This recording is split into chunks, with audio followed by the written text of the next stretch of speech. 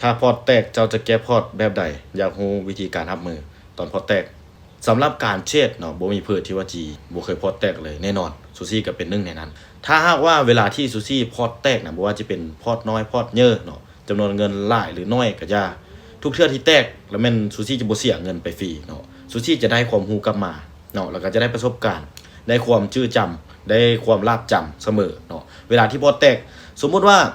ซูซี่น่ะแตกเนาะแตกย้อนนั่นเลย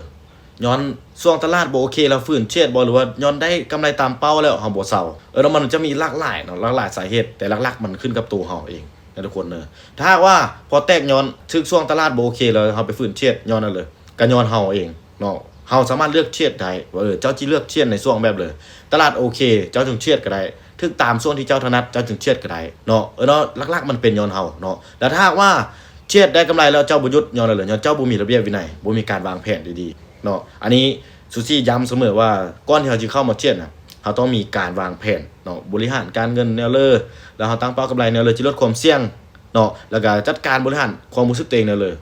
ก็คือเราต้องทำเจอก่อนเลยทุกคนในการเข้ามาเชียดเนอะซูซี่จึงย้ำว่าห้ามเอาเงินแบบเป็นฮ้อนเนาะหรือว่าเงินแบบทั้งหมดที่มีนะมาลงเดิมพันทั้งที่แบบเจ้ายังบ่ทันมีความรู้บ่เลยเพราะว่ามันมีความเสี่ยงสูงเนาะให้เราเป็นเงินกู้เงินยืมห้ามเด็ดขาดเนาะห้ามเด็ดขาดเลยเพราะว่าการเชียดเนี่ยทุกคน มันเป็นทางดาบสองคมเนอะก็คือมันอาจจีสามารถอีกเงินเจ้านะเติบโตไปแบบ100 เท่าพันเท่าก็เป็นไปได้เนาะแล้วในกรณีเดียวกันเนาะมันก็มีอีกตัวหนึงเนาะที่แบบมันบ่ดีก็คือมันสามารถที่ว่าจะเงินเจ้านะเสียไปจนเหลือศูนย์เนาะเพราะฉะนั้นอันนี้ต้องได้ทำเจอต้องได้แบบรับมือดีๆเนาะเขาต้องรับความเสี่ยงก็ได้การย้อนในนี้เลยเนาะหลายๆคนเขาจึงเตือนจึงเว้าเสมอว่าการเทรดนะการลงทุนนะมันมีความเสี่ยงเนาะเจ้าต้องศึกษาความเสี่ยงให้ดีๆเจ้ารับความเสี่ยงได้จนถึงเข้ามามันบ่ได้ง่ายดังที่หลายๆคนคิดได้ทุกคนการเทรดแล้วสำหรับซูซี่เนาะเวลาพอแตกปุ๊บนี่สิ่งที่ซูซี่เอ็ดก็คือต้องมาทบทวนตัวเองเนาะว่าพลาดย้อนจุดเลยพลาดแนวเลยแล้วก็ต้องมาทำเจอมาจัดการบริหารความรู้สึกอะไรตัวเองเฮ้ยดีๆก่อนเนาะก็คือจนกว่าว่าเฮาจินิ่งได้ทุกคนจึงกลับมาเทรดกลับมาเทรดในการที่ลบบ่หมายความว่าสมมุติว่าที่ลบ10เหรียญจีแก้บัดเดียวหรือว่าที่ลบ100เหรียญจีแก้บัดเดียวมันได้บัดเดียวซูซี่บ่เฮ็ดเนาะก็คือซูซี่จะค่อยๆค่อยๆปั้นขึ้นไปค่อยๆแก้ไปเอาตัวเอ็ดมีระเบียบวินัยเนาะได้น้อยแต่มันได้สัวโอเคเอาแนวนั้นเนาะได้น้อยบวกนานเท่ากับมหาศาลก็คือว่าในนั้นเนาะถ้าว่าเขาจะได้หลายบัดเดียวแล้วแม่นมันมาพร้อมกับความเสี่ยงที่มหาศาลนี่ซูซี่ก็บ่เอาเนาะเพราะว่าการเชียดมันมีความเสี่ยงสูงอยู่แล้วหลายๆคนก็ฮู้เนาะเพราะฉะนั้นอันนี้ต้องได้เบิ่งระยะยาวนะทุกคนเนาะบ่จะคือหลายๆคนเบิ่งกำไรระยะสั้นบ่ว่าจะเป็นต่อรอบนึงเนาะบ่เทื่อค่อยจะเอารอบนึงเท่านั้นเท่านี้เหรียญ100เหรียญ1,000เหรียญอันนี้นะเจ้าต้องได้เบิ่งด้วยความเป็นจริงเนาะว่าเงินจำนวนที่แบบเจ้ามาลงทุนน่ะมันสามารถที่ว่าแตกไปได้แล้วเจ้าเอาเข้ามาเมื่อได้เรื่อยๆบ่หรือว่ามันบ่เดือดร้อนต่อเจ้าบ่อันนี้เจ้าก็ต้องได้เบิ่งเนาะบ่จะคือแบบไปเสื้อแบบในคลิปโซเชียลออนไลน์คลิปโฆษณาอะไรต่างๆเนาะเพราะว่าบางคนเขาก็เอ็ดได้แท้เพราะว่าเขามีต้นทุนที่สูงมีต้นทุนที่หลายเนาะแล้วการตั้งเป้ากำไรของเขานะมันก็เป็นเพียงแต่ว่าเปอร์เซ็นต์น้อยๆของพอร์ตเนาะอันนี้เราต้องได้เบิ่งเนาะอย่าเอาตัวเองเนาะไปเปรียบเทียบกับคนอื่นอย่าเฮ็ดตามคนอื่นเนาะทุกคนเนาะเนี่ยเขาว่าอะไรเฮ็ดคือเพิ่นบ่เฮ็ดคือเพิ่นคือนั่นเลยคือเขาเฮ็ดอันนี้เนาะเขาเฮ็ดแบบเชียดแบบมีวินัยเขามีการวางแผนตั้งอะไรระเบียบอะไรคัดแน่เนาะหรือว่าเขาปฏิบัติแบบตามวินัยแบบเป๊ะๆได้นะเขาก็เฮ็ดตามตัวนั้นเนาะแล้วสมมุติว่าเขาน่ะเข้ามาปุ๊บแล้วเขาเชียดตั้งเป้ากำไรสูงเนาะมื้อละ100เหรียญ1,000เหรียญอันนั้นอย่าไปเฮ็ดตามเนาะเพราะว่าประสบการณ์แต่ละคนบ่คือเดียวแล้วก็งบของคนน่ะบ่คือเดียวเนาะแต่ละคนมันรับความเสี่ยงได้บ่ซ้ำเดียวเนาะเพราะฉะนั้นอันนี้เราต้องได้ตองเบิ่งดีๆเนาะเบิ่งเขาแบบเป็นแบบอย่างเนาะแบบอย่างเอาแบบอย่างตัวที่ดีมาปฏิบัติในรูปแบบของตัวเองก็คือทุกคนน่ะมีไอดอลได้เนาะมีคนที่แบบมาเป็นแรงบันดาลใจได้แต่บ่สามารถที่จะไปเฮ็ดตามเขาได้เพราะแต่ละคนมันความรู้สึกแตกต่างเดียวเนาะแล้วก็บ่เหมาะคือเดียวอีกจงเบิ่งเอาเป็นแรงบันดาลใจแล้วเอามาปฏิบัติในรูปแบบของตัวเองเนาะแต่ละคนมันจะเหมาะต่างเดียวเด้สำหรับซูซี่แล้วมันค่อยๆเป็นว่าค่อยๆเก็บไปเนาะในการแก้พอร์ตแล้วก็ในการรับมือกระดังที่ซูซี่เว้าเนาะเวลาที่พอร์ตแตกปุ๊บนี่ก็คือซูซี่จะกำหนดไปเดือนนี้นะซูซี่จิเทียดประมาณเท่าเลยเนาะจิเทียดพอร์ตเท่าเลยได้เทียดพอร์ตนี้ถ้าว่าแตกปุ๊บนี่ซูซี่ก็บ่สามารถที่จะเอาเข้ามาปุ๊บเลยก็คือซูซี่จะเลื่อนเวลาไปเนาะพักช่วงก็คือพักผ่อนย่อนเจอตัวเองนะมาทบทวนตัวเองคืนก่อนไหนทุกเทื่อที่เสียซูซี่จะบ่โทษว่าเป็นน้ำตลาดนั้นเป็นน้ำนั้นนี่เป็นนี่บ่ซูซี่จะมาโทษตัวเองซะก่อนเนาะเฮาอาจจะบ่เก่งพอเขาอาจจะบ่นิ่งพอเนาะก็คือในการเทรดเนี่ยนะมันคือการเอาเงินของคนที่บ่มีความรู้คนที่เจอฮ้อนคนที่บ่มีประสบการณ์ นาะคนที่งบน้อยมาเฮ้อคนที่มีประสบการณ์หลายมีความรู้หลายมีระเบียบวินัยดีเนาะแล้วก็มีงบที่สูงเนาะเพื่อนิ่งก้อนเพื่อนั้นอยู่รอดทุกคนในการเทรดมันบ่มีเพื่อเก่งไปก่อนเพื่อดอกเนาะว่าเพื่อที่ว่านิ่งก้อนแล้วแม่นอยู่รอดแน่นอนเนาะถ้าเพื่อที่ว่าวู่วามเจอฮ้อนอะไรต่างๆใส่อารมณ์เป็นส่วนเยอะแล้วแม่นบ่รอดเนาะเพราะว่าการเทรดเขาบ่ได้วัดเดียวว่า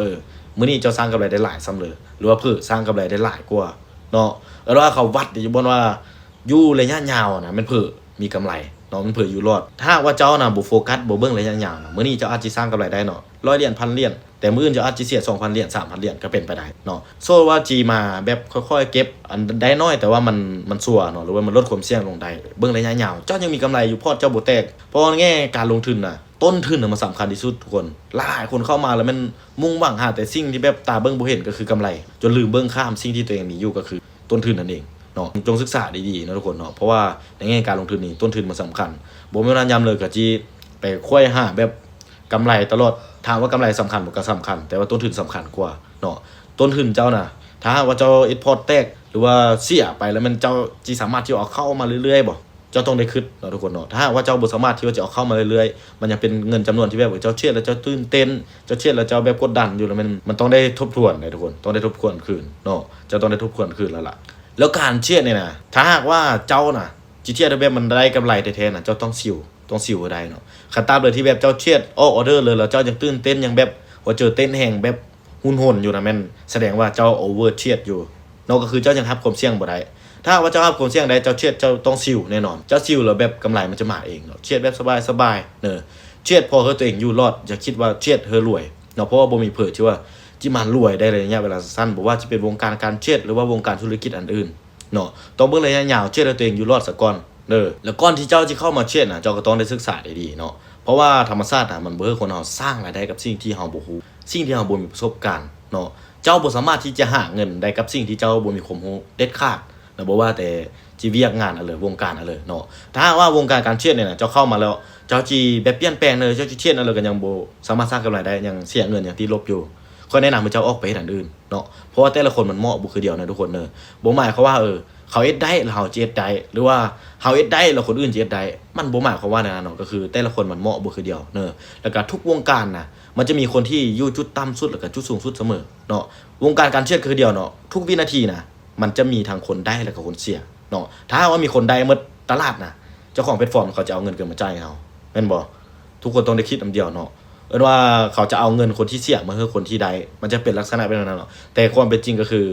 คนที่เสียมันจะมีหลายกว่าคนได้เนาะเฮาเฮ็ดเลยเฮาอยากไปอยู่กลุ่มที่ว่าเปอร์เซ็นต์น้อยเนาะก็คือ 99% น่ะทุกคนที่เข้ามาแม่นเสียเนาะว่าเสียกับตลาดมันมีเพียงแต่ 1% ที่ว่าสามารถสร้างกำไรกับตลาดแล้วอยู่ระยะยาวอยู่รอดได้เนาะอันนี้ก็ฝากเข้าไปแบบคิดไต้ตองแล้วก็ทบทวนเบิ่งคืนเนาะสำหรับซูซี่แล้วมันแบบนั้นเนาะก็คือเวลาที่พอร์ตแตกแล้วมันจะทำเจอซะก่อนก็คือจะมาทบทวนตัวเองเนาะมาหาจุดผิดพลาดจุดบกพร่องของตัวเองซะก่อน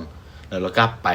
โดยเวลาที่แบบเฮาพร้อมแท้พร้อมทั้งกายและใจแล้วก็นิ่งพอจึงกลับไปแล้วก็ค่อยแก้ไปนะทุกคนเนาะโดนไปแล้วแบบมันสิหายเองดอกอันที่ลบอ่ะนะเนาะอย่าฟ้าวจะเจอฮ้อนไหลจะเย็นๆซิวๆเด้อ